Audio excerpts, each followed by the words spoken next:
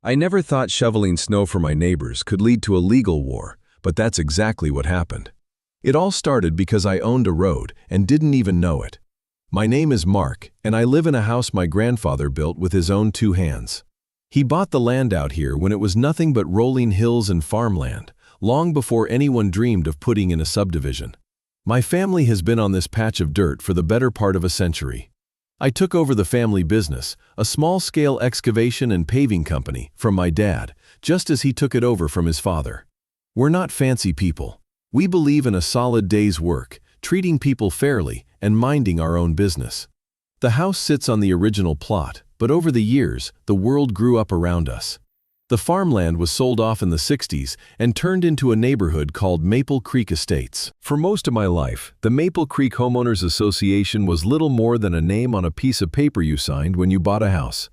They were a benign entity, a group of volunteers who made sure the little community clubhouse was painted every few years and organized the annual 4th of July barbecue. Their monthly newsletter was a single, photocopied page that mostly celebrated neighborhood births and reminded people to skim leaves out of the community pool. It was a quiet, peaceful place to live, a community in the truest sense. People helped each other out. We borrowed cups of sugar, kept an eye on each other's houses during vacations, and generally operated on a principle of mutual respect. The HOA was just background noise, a formality that nobody paid much mind to. That all changed the day Karen moved in. I'm not using her real name, of course, but if the shoe fits, you might as well let her wear it. She and her husband bought the new build on the corner lot, the biggest house in the development. She was a recent retiree from some kind of corporate compliance department, and she seemed to view her newfound free time not as a chance to relax, but as an opportunity to manage everyone else's lives. She had an air of supreme confidence, the kind that comes from spending 30 years telling people what they're doing wrong.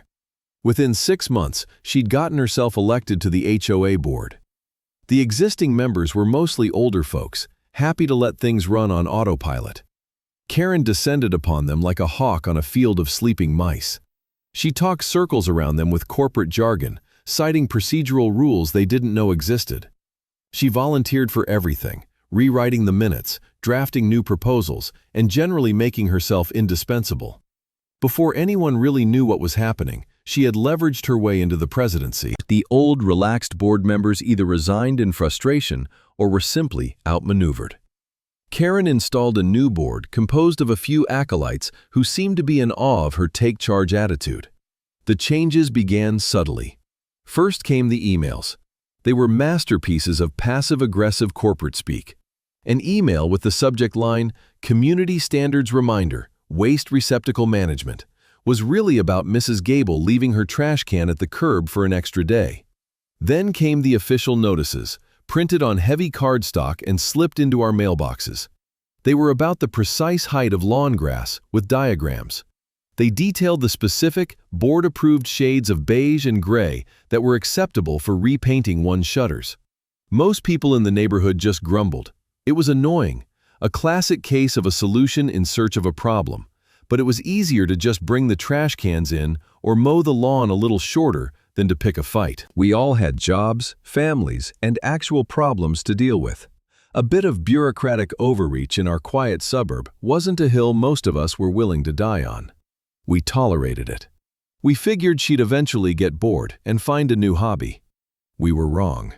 It wasn't a hobby for her, it was a calling. She was building her own little fiefdom, and the annoying rules were just her way of testing the fortifications. The real war hadn't started yet. That winter, nature decided to set the stage.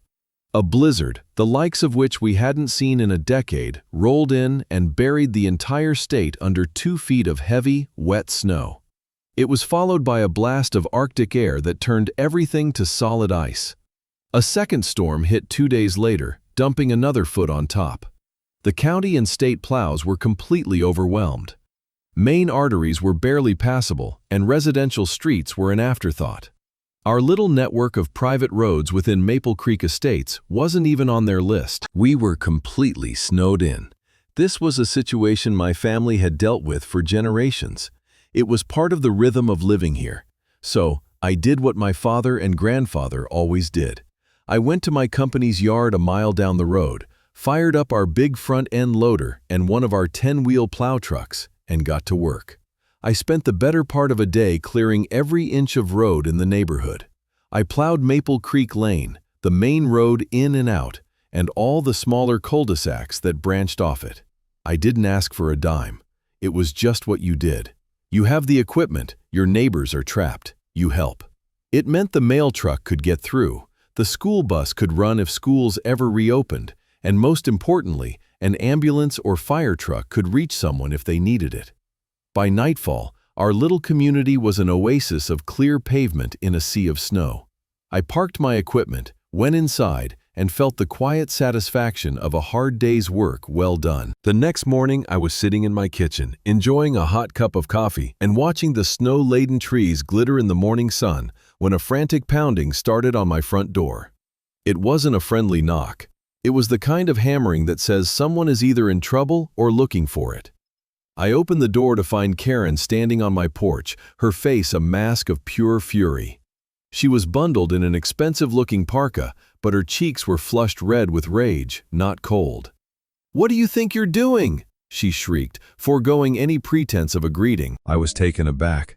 "Good morning to you too, Karen. I was just having some coffee. What can I do for you?" "Don't you play dumb with me," she snapped, pointing a gloved finger at the street. "You are in direct violation of the HOA covenants, Section 12, subsection C. No resident shall undertake any modification, alteration, or construction on any common area without prior written approval from the Architectural Control Committee." She was practically quoting it from memory. I blinked, trying to process the sheer absurdity of it. "Karen, I was plowing the snow. People were trapped in their homes." "You used unauthorized heavy machinery on association property," she continued, her voice rising. "You have undoubtedly caused thousands of dollars in damage to the asphalt. Our governing documents are very clear on this." I tried to inject some reason into the conversation. "Karen, I do this for a living. First, the plow on my truck has a polyurethane cutting edge. It's a heavy-duty polymer. It's physically softer than the asphalt, so it's impossible for it to scrape or damage the road surface.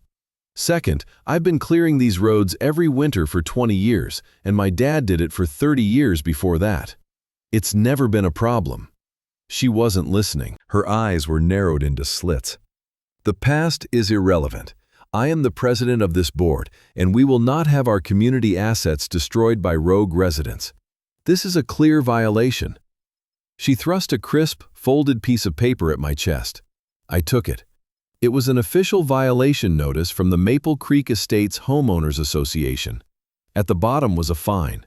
$500. "And another thing," she said, her voice dripping with smug triumph. "The board held an emergency email vote last night. We have authorized a special assessment to the entire community to cover the cost of inspecting and repairing the damage you've caused. And you," she said, jabbing her finger toward me again, "are hereby issued a formal cease and desist order. You will not operate your machinery on HOA property again. We have contracted with an approved and insured vendor to handle all future snow removal." She turned on her heel and stomped off, leaving me standing in my doorway, holding a ridiculous fine and feeling a cold knot of disbelief and anger forming in my stomach. The war had begun. I crumpled the violation notice and tossed it in the trash. There was no way I was paying a $500 fine for doing my neighbors a favor. A few days later, the next storm rolled in. True to her word, Karen's approved vendor showed up. It was a kid in a beat-up pickup truck with a rusty, consumer-grade plow bolted to the front. He arrived nearly 2 days after the snow had stopped, scraped a single, narrow path down the center of the roads, and left giant snowbanks blocking every single driveway. He charged the HOA a staggering amount of money for his 4 hours of shoddy work. The roads were a disaster, a lumpy, icy mess that was more dangerous than the deep snow had been. My response was simple. I didn't touch the main roads. Karen had made her position clear, but I couldn't stand by and watch my neighbors suffer. So I took my loader and cleared the entrance to every single person's driveway, digging them out from the mess the professional had made. I didn't go onto the road itself, just the aprons. It was a small act of defiance, a bit of malicious compliance. I was helping my neighbors without technically touching the common area.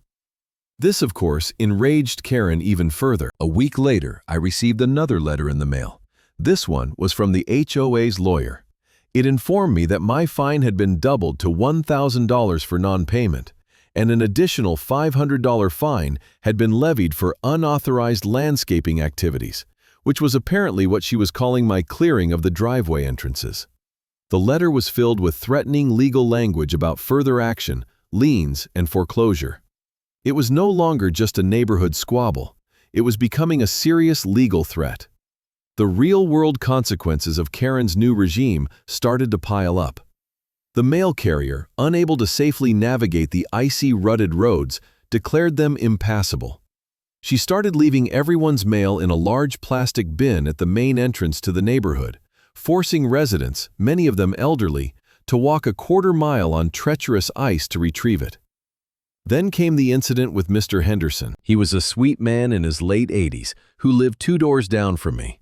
He slipped on a patch of ice right in front of his mailbox, ice that had formed in the ruts left by Karen's plow guy, and broke his hip.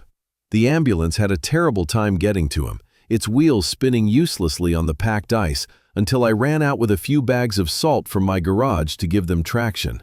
That was a turning point for the community's mood. People were no longer just annoyed. They were angry and scared. They would stop me when I was getting my mail, complaining in furious whispers about Karen. "This is insane, Mark," one neighbor, a young father named Tom, told me. "My wife almost slid into a ditch with the kids in the car." Another neighbor, Sarah, said, "I'm afraid to even let my dog out. What can we do?" But their anger was still quiet. Karen had created an atmosphere of intimidation. She ran the HOA meetings like a drill sergeant, shutting down any dissent and threatening anyone who questioned her with fines for being disruptive. People felt powerless. The threat of a lien on my property was what finally pushed me to take formal action. My family had owned this land, free and clear, for nearly a century. The idea that this woman could cloud my title, the very foundation of my family's history and my business, over a manufactured dispute about snow removal was something I could not abide. I gathered up the stack of threatening letters and violation notices and made an appointment with a lawyer. His name was Ben Carter, and he had a reputation for being a bulldog in property disputes. He was a surprisingly young guy, sharp and direct. He listened patiently as I laid out the whole story, from the first confrontation to Mr. Henderson's fall. He examined the letters from the HOA's lawyer, a faint, cynical smile playing on his lips. "This is classic," he said, leaning back in his chair. "Textbook petty tyrant syndrome. HOAs are notorious for this. They're little private governments accountable to almost no one, and they can attract people who are drunk on even the tiniest bit of power." "Can they actually do this?" I asked. "Can they put a lien on my house?" Ben's expression turned serious. "Unfortunately, yes. When you live in an HOA, you agree to abide by its covenants. Those covenants almost always give the board the power to levy fines and, if they remain unpaid, to place a lien on your property to secure the debt. Fighting them can be a nightmare. It's expensive, time-consuming, and the courts often defer to the HOA's own governing documents." My heart sank. "So, I just have to pay them? For something I didn't even do?" "Not necessarily," Ben said, a glint in his eye. "You don't fight an organization like this on their terms. You don't argue about whether your plow blade is soft or not. That's a losing battle. You fight them on the foundation of their authority. These people, in their rush to accumulate power, often get sloppy. They overstep. We just need to find where they overstepped." He tapped the pile of papers on his desk. "We need to go back to the beginning. Not the beginning of you and Karen, but the beginning of Maple Creek Estates. We need to look at the documents that created this place." That was the moment my mindset shifted. I was no longer just a frustrated homeowner trying to defend himself. I was an investigator. Ben's words lit a fire in me. I was going on the offensive. My first stop was the county records office, a dusty, quiet building downtown, filled with the scent of old paper and microfilm. Ben had given me a list of what to look for: the original master deed for the subdivision, the plat maps, the articles of incorporation for the HOA, and most importantly, the property records for every single parcel of land within the development's boundaries. I spent the next 3 days hunched over massive, brittle books and scrolling through microfilm readers until my eyes burned. I was tracing the history of my neighborhood, deed by deed, survey by survey. I saw the big parcel of farmland get subdivided into lots in 1962. I saw the deeds transferring those lots to the first homeowners. I saw the establishment of the HOA and the common areas, the small park, the land for the clubhouse, the greenbelt along the creek. It was tedious, painstaking work. For a while, it felt like a dead end.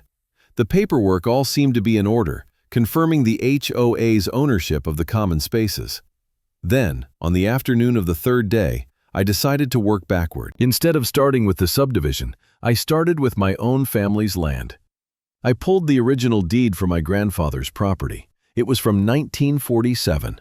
I then pulled the record of the sale from my grandfather to the developer, a man named Arthur Jensen, in 1961. I read through the dense, legalistic text, comparing it to the subdivision plat map from a year later. And that's when I saw it. It was a single paragraph in a multi-page document, a clause that anyone in a hurry would have easily missed. When my grandfather sold the bulk of his farmland to Mr. Jensen, he specifically carved out and retained ownership of one piece, a 50-foot wide, 900-foot long strip of land. That strip was designated on the survey map as the future primary access road for the development. The deed then went on to state that my grandfather granted a permanent, irrevocable easement to all future property owners within the planned subdivision, giving them the right to pass and repass over his land for the purpose of accessing their homes. I sat there, staring at the microfilm reader, my heart pounding in my chest. I read the paragraph again. And again. There was no ambiguity. My grandfather had never sold the road. He had kept it. He had simply given everyone else permission to use it. The deed was recorded, legally binding, and had never been amended. That road, Maple Creek Lane, the very road Karen had accused me of damaging, the road she was fining me over, the road she had hired her brother-in-law to botch the plowing of, the road she was using as a pretext to put a lien on my home. It wasn't a common area. It wasn't HOA property. It had never been HOA property. For 60 years, the Maple Creek Estates Homeowners Association had been asserting authority, making rules, and, as I would soon discover, collecting funds for the maintenance of a road they did not own. It belonged to me. A cold, clean wave of adrenaline washed over me. It was the kind of clarity you get right before a storm breaks. This wasn't just a crack in Karen's fortress. It was a stick of dynamite at its foundation. I immediately packed up my notes and drove straight to Ben Carter's office. I didn't even call ahead. I found him on the phone, but he waved me in when he saw the look on my face. I spread the copies of the 1947 deed, the 1961 sales agreement, and the 1962 plat map across his conference table. I pointed to the key paragraph and the corresponding lines on the map. Ben read it, then read it again. He was silent for a long time, his eyes scanning back and forth between the documents. Finally, he looked up at me, took off his glasses, and let out a long, slow whistle. "Mark," he said, a slow grin spreading across his face. "This isn't a defense anymore. This is a tactical nuke. They're dead. They just don't know it yet." My strategy and my entire posture changed in that instant. We were no longer on the defensive, trying to parry the HOA's attacks. We were launching a counteroffensive. Ben got to work drafting a series of formal letters and legal notices. I went to a copy shop and made 56 identical packets of evidence.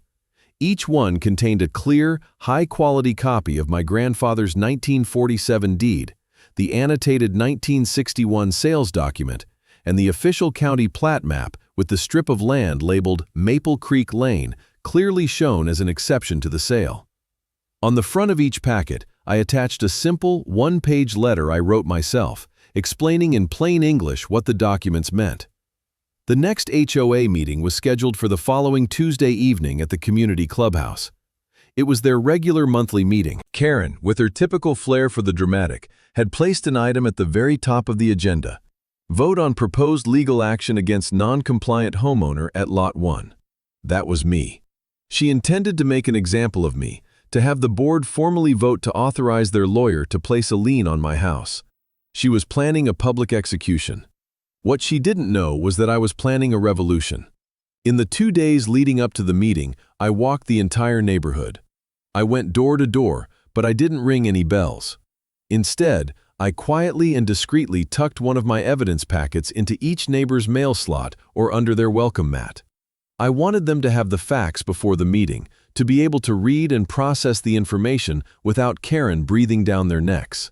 The seeds of doubt were sown. On Tuesday night, the atmosphere in the clubhouse was electric.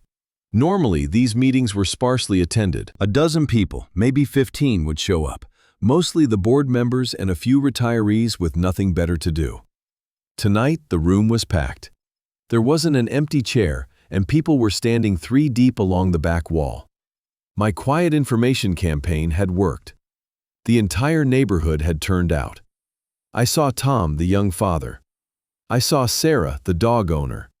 And in the front row, I saw Mr. Henderson, looking frail but resolute, having come straight from a physical therapy session.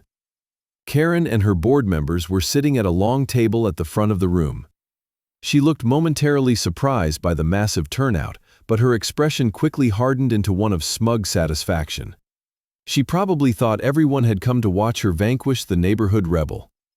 She banged her gavel on the table, a sharp crack that echoed in the tense silence. "This meeting of the Maple Creek Estates Homeowners Association will now come to order," she announced, her voice tight and formal. She dispensed with the usual opening pleasantries and went straight for the kill. "The first item on our agenda is the ongoing non-compliance of the homeowner at Lot 1. She didn't use my name, as if the mere mention of it was distasteful. She then launched into a 10-minute, pre-prepared speech about my flagrant and repeated disregard for our community standards, my unauthorized and damaging activities, and my arrogant refusal to respect the authority of this board. It was a masterclass in self-righteous indignation. She concluded with a formal motion. "I, Karen Miller, as president of this association, do hereby move that the board authorize our legal counsel, at a cost not to exceed $10,000, to immediately file a lien against the property at Lot 1 for unpaid fines and associated legal fees." "I second the motion." One of her cronies on the board chirped immediately. "We have a motion and a second," Karen said, a triumphant gleam in her eye. "Is there any discussion before we vote?" She scanned the room, her gaze daring anyone to speak. Slowly, painfully, Mr. Henderson got to his feet, leaning heavily on his cane. The room went completely silent. "Before we vote on that," he said, his voice quiet but carrying a surprising strength, "I believe the homeowner in question has a right to be heard. I think we should hear what Mark has to say." Every head in the room turned to look at me. I was standing near the back, holding a single, thick manila folder. I felt a strange sense of calm settle over me. This was it. "Thank you, Mr. Henderson," I said, my voice steady as I walked toward the front of the room. I stopped a few feet from the board's table and looked directly at Karen. Her face was a mask of contempt. "Karen," I began, my tone conversational, "before we talk about a lien, I'd like to ask you a simple question. On what legal basis does the HOA assert its authority over Maple Creek Lane?"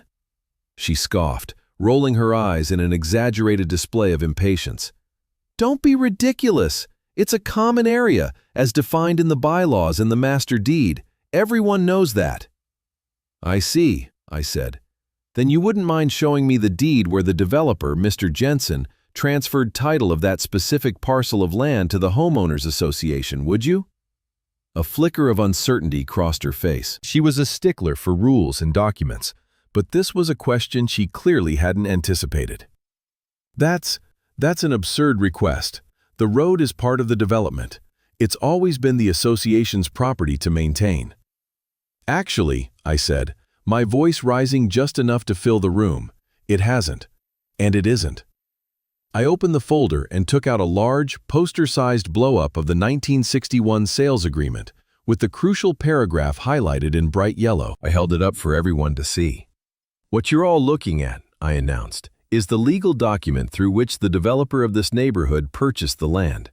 And what this highlighted section says, in no uncertain terms, is that my grandfather, Jonathan Cole, retained personal ownership of the 50-foot strip of land that would become Maple Creek Lane." I then held up the poster-sized plat map. "He granted all of you," I said, gesturing to the crowd, "a permanent right-of-way, an easement, to use his road to get to your homes. But he never, ever gave up the title. The HOA has never owned that road, not for a single day in its 60-year history." A wave of murmurs and whispers swept through the room. People were looking at each other, then down at the packets of paper they'd brought with them, confirming what I was saying. The faces on Karen's board members had gone from smug to stunned. They were shuffling through their own copies, their eyes wide with dawning horror. This is preposterous," Karen sputtered, her face turning a blotchy red. "This is some kind of trick. These documents are forgeries." "No, ma'am," a new voice cut through the noise. It was Ben Carter, my lawyer. He had been standing quietly at the back of the room, looking like just another resident. He strode forward, his suit and tie a stark contrast to the casual attire of everyone else. "My name is Benjamin Carter. I'm Mr. Cole's legal counsel. I can assure you, every one of those documents is a certified copy of a public record, filed with the county recorder's office. They are legally indisputable." He turned his attention from the crowd and fixed Karen with a hard, unblinking stare. "What is fraudulent, however," he said, his voice dropping into a low, dangerous tone, "is the act of collecting fees and levying fines related to a property you do not own. For years, this HOA has been billing its members for the maintenance, insurance, and now the plowing of my client's private road. When you use the U.S. mail to send those bills and collect those funds, it's called mail fraud. When you process those payments electronically, it's called wire fraud. Both are federal offenses." The words mail fraud and wire fraud hung in the air like poison gas. The room went dead silent. The blood drained from Karen's face. She looked like she had been physically struck. Her entire kingdom, built on a foundation of bylaws and regulations, had just been demolished by a single 75-year-old deed. One of the board members, a younger man who had always seemed a bit uncomfortable with Karen's aggressive tactics, was the first to break. He stood up, knocking his chair over in his haste. I had no idea," he stammered, looking around at the angry faces in the crowd. "I move for an immediate, independent forensic audit of this association's finances, going back at least 5 years." "Second," shouted a dozen voices at once. Karen just sat there, speechless, her mouth opening and closing like a fish out of water. She tried to bang her gavel, but her hand was shaking too much. The meeting descended into chaos as residents surged forward, shouting questions at the crumbling board. "Where did our money go? How much did you pay that plow guy? You put a lien on my house for planting the wrong flowers, and you didn't even own the road?" She finally found her voice, a high-pitched shriek of denial. "This is out of order. This meeting is adjourned." She grabbed her purse and practically fled from the room, pushing through the crowd of her angry neighbors. The rest of her board sat frozen at the table, looking like defendants at a sentencing. The reign of Queen Karen was officially over. The next morning, Ben Carter filed a comprehensive complaint on behalf of the homeowners of Maple Creek Estates with the State Attorney General's office, detailing years of potential financial mismanagement and fraud. The fallout was swift and devastating for Karen. The state's investigation moved with surprising speed, spurred on by the mountain of evidence Ben provided and the testimony of dozens of angry homeowners. They subpoenaed the HOA's bank records, and the story they told was even worse than we had imagined. It turned out that Karen wasn't just a petty tyrant obsessed with rules. She was an outright crook. The approved vendor for snow removal, the one who did a terrible job for an exorbitant price, was indeed her husband's brother. The investigation uncovered a series of inflated invoices and a clear pattern of kickbacks. Checks from the vendor's company were being regularly deposited into a personal savings account belonging solely to Karen. The forensic audit of the HOA's finances revealed this was not an isolated incident. She had been siphoning money for years, creating bogus consulting fees and administrative charges that went directly into her pocket. She had embezzled nearly $70,000 from her neighbors. Faced with an ironclad case presented by the Attorney General's office, Karen had no choice. She was charged with multiple felonies, including embezzlement, wire fraud, and mail fraud. Her lawyer negotiated a plea deal to avoid a lengthy and embarrassing public trial. She pleaded guilty to grand larceny and was sentenced to 2 years in a low-security state prison. As part of her sentence, she was also ordered to pay full restitution to the Homeowners Association and was permanently barred from ever serving on any board or in any fiduciary capacity again. Her house, the largest in the development, went up for sale shortly thereafter. For my part, all the fines and legal threats against me evaporated like mist on a sunny morning. The HOA's lawyer sent a formal letter of apology, withdrawing all actions and confirming that the debt was null and void. The illegal lien she had threatened was never even filed. At a special emergency meeting, the shell-shocked residents of Maple Creek Estates formally dissolved the old board. The young man who had first called for the audit was elected as the new president of an interim board, tasked with cleaning up the mess. Their first official act was to draft a public letter of apology to me, which they posted in the clubhouse and mailed to every resident. They acknowledged that my family had been quietly providing a vital service to the community for decades, free of charge, and had been repaid with harassment and false accusations. They offered to cover all of my legal fees. I politely declined. My victory wasn't about money, it was about principle. It was about defending my family's name and property. The community then had to confront a strange new reality. They lived on a private road that was privately owned by one of their neighbors.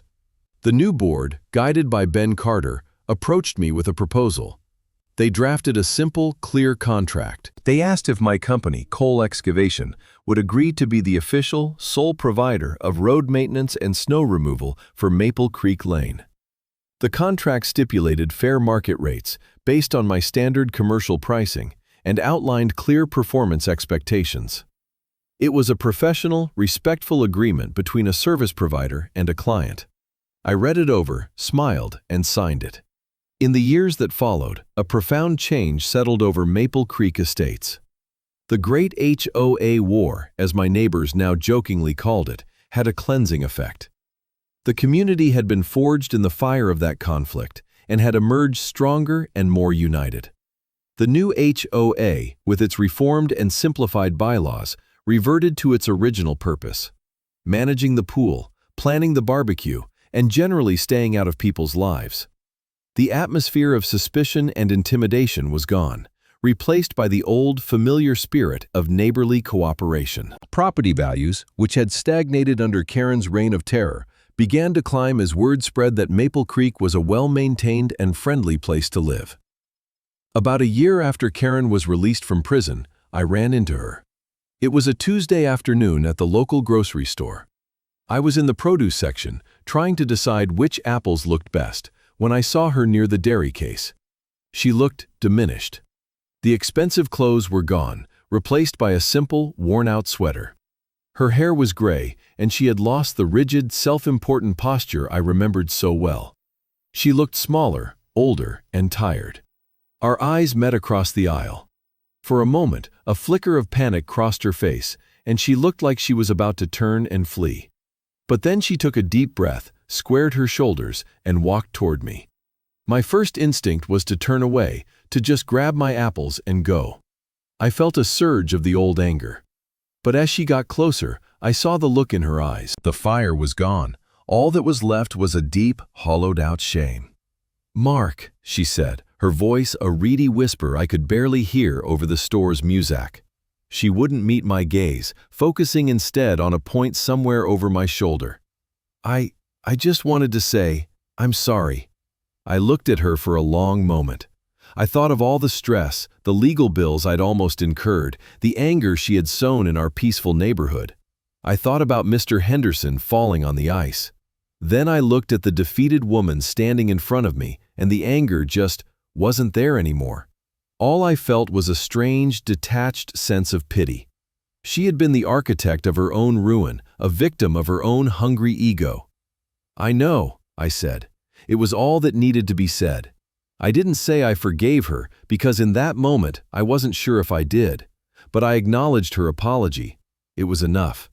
She gave a short, jerky nod, turned, and walked away, disappearing down the frozen foods aisle. I never saw her again. It's funny to think back on it all now. I'm a man who prefers a quiet life. I like the hum of a diesel engine, the satisfaction of a perfectly graded driveway, and the peace of my own home.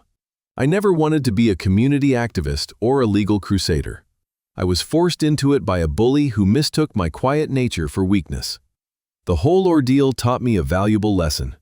Petty tyrants, whether they're in an office or an HOA, build their power on a foundation of apathy. They count on good people being too busy or too intimidated to fight back. They wrap themselves in the language of rules and standards, but it's never about the rules. It's always about control. Their greatest fear is not defiance, it's exposure. They thrive in the shadows of procedural nonsense, but their authority crumbles the moment you shine a bright, simple light on the truth. Sometimes that light comes from an old, dusty deed in a county basement. This morning, I woke up to the first delicate snowflakes of the season drifting down outside my window. They were fat, heavy flakes, the kind that promise a thick blanket by nightfall. I went out to my workshop, the same one my grandfather built, and ran my hand over the big, yellow front-end loader. I checked the fluid levels in my plow truck and inspected the polyurethane cutting edge, making sure it was ready for the work ahead. As I was finishing up, my phone buzzed in my pocket. It was a text message from the new HOA president, a young woman who moved in a couple of years ago. The message read, "Looks like it's really coming down. The coffee will be on at the clubhouse if you need a warm-up later. Stay safe." I smiled and texted back, "Thanks. See you in a few hours." I am Mark Cole. I am a man who owns a road. And tonight, when the snow gets deep enough, I will go out and clear it for my neighbors. Not because a contract says I have to, but because this is my home. This is my community. And helping is, and always has been, simply the right thing to do.